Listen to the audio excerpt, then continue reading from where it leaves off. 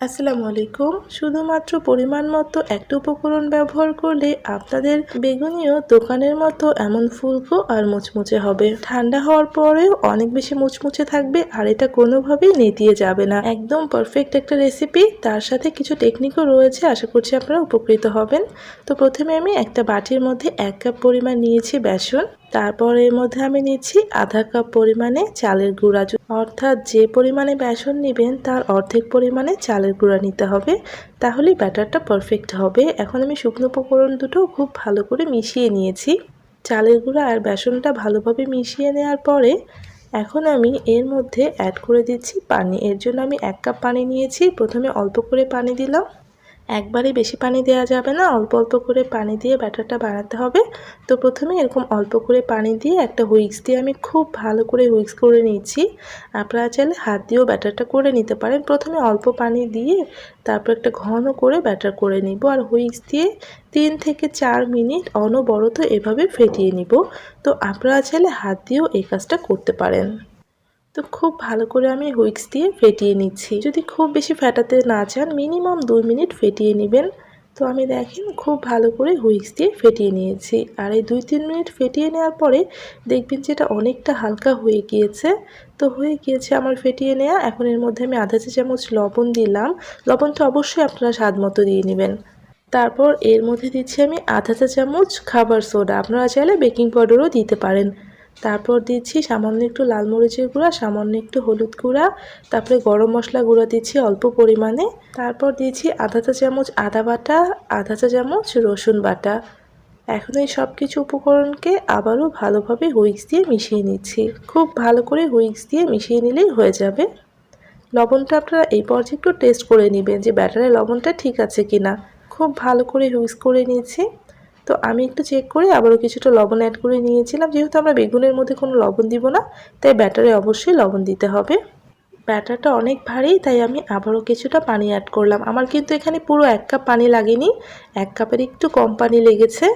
অর্থাৎ আপনারা এখানে 3/4 কাপের মতো পানি অ্যাড করবেন। তো এই ব্যাটারটাকে একটু ঘন করে বানিয়ে নেবেন। আমি অল্প অল্প করে পানি দিয়ে ব্যাটারটা করে নিয়েছি।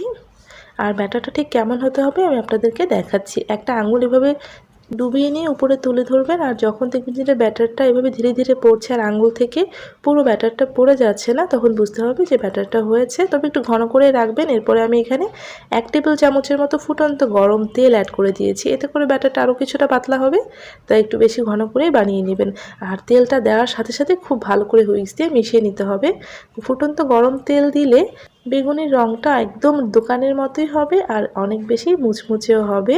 তো আমি খুব ভালো করে ব্যাটারটা মিশিয়ে নিলাম। হয়ে গিয়েছে আমার ব্যাটার কিন্তু রেডি। তো ব্যাটারটাকে একটা সাইডে রেখে দিচ্ছি। এদিকে আমি একটা বেগুন নিয়েছি। তো আপনাদের কাছে যেমন বেগুন রয়েছে আপনারা সেটা দিয়েই করে নেবেন। তো আমার কাছে একটু মোটা ধরনের বেগুনটা রয়েছে, সেটা থেকে আমি বেগুনি কেটে নিয়েছি। তো প্রথমে বেগুনটাকে ভালো করে ধুয়ে নেবেন। তারপর একটু দেখেন আমি মাঝ বরাবর ছোট করে কেটে নিচ্ছি। আমি বেগুনিগুলোকে ছোট ছোট করেই বানাবো, আপনারা চাইলে আরও বেশি লম্বা করে বানাতে পারেন। তারপর দেখেন আমি কি করছি, প্রথমে এই স্লাইসটা আমি ফেলে দিচ্ছি। তারপর বেগুনিগুলোকে একদম পাতলা করে আমি স্লাইস করে নিচ্ছি। কারণ বেগুনি যদি বেশি মোটা হয় তাহলে কিন্তু বেগুনি ভালো হয় না। বেগুনি অবশ্যই একদম পাতলা করেই কেটে নিতে হবে। তাই বেগুনটাকে অবশ্যই একদম পাতলা পাতলা করে স্লাইস করে নেবেন। তো আপনারা এটা বটির সাহায্যেও করতে পারেন। আমি নাইফ দিয়ে কেটেছি, দেখেন কতটা পাতলা হয়েছে।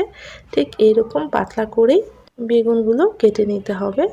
তো আমার সবগুলো বেগুন কেটে নেওয়া হয়ে গিয়েছে। এখন আমি বেগুনগুলো একটা প্লেটের মধ্যে তুলে নিচ্ছি। এই পর্যায়ে কিন্তু আর কোনো কিছু করব না, না পানিতে ভেজাবো না কোনো ধরনের লবণ দিব, সরাসরি এইভাবেই বেগুনগুলোকে ভাজতে চলে যাব। তো আমি একটা বেগুনের পিস নিয়ে ব্যাটারের মধ্যে ডুবিয়ে নিচ্ছি।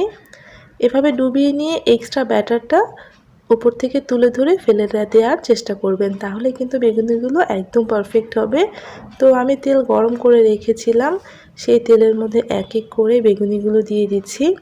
অবশ্যই এক্সট্রা ব্যাটারটা ঝরিয়ে ফেলবেন আর তেলটা অবশ্যই ভালোভাবে গরম করে নেবেন। তারপর এক এক করে বেগুনিগুলো তেলের মধ্যে দিবেন আর দেখেন এগুলো কিভাবে সবগুলো ফুলে উঠছে। সবগুলো বেগুনি কিন্তু একদম এমনই ফুলকো ফুলকো হবে।